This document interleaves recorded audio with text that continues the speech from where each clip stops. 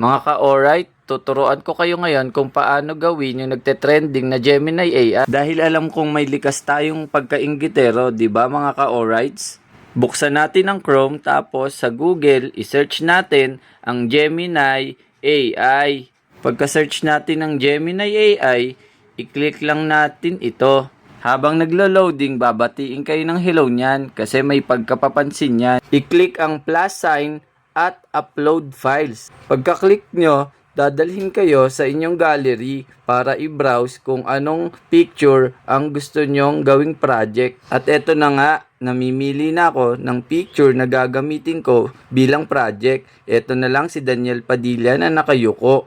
Pagkapili nyo, hintayin nyo lang mag-generate ang picture. Katapos sa notepad, doon ko sinave ang mga template na nagde-describe sa gusto kong maging resulta. Ayan, ang dami niyan. Mamili na lang kayo ng gusto nyong gamitin. Isasama ko sa aking post ang lahat ng yan. Tapos, i-copy nyo ang template ng inyong napili. Pagka-copy nyo, bumalik kayo sa Google Gemini at i-paste nyo ang template na inyong napili. Maghihintay lang kayo ng mga 10 segundo to 20 minutes. Pero depende pa rin sa gusto nyong maging resulta ng inyong project. Hintay lang kayo mga ka-alrights. Ayan, nagge-generate image na siya. Pagkatapos, makikita nyo na ang resulta ng inyong ginawang project. Ayan na si Daniel Padilla na medyo shy type ang version. Pagkatapos, i-click nyo lang ang download button sa taas. Ayan, nagda-download na. Nagmukha na siyang laruan. Pagkatapos ma-download,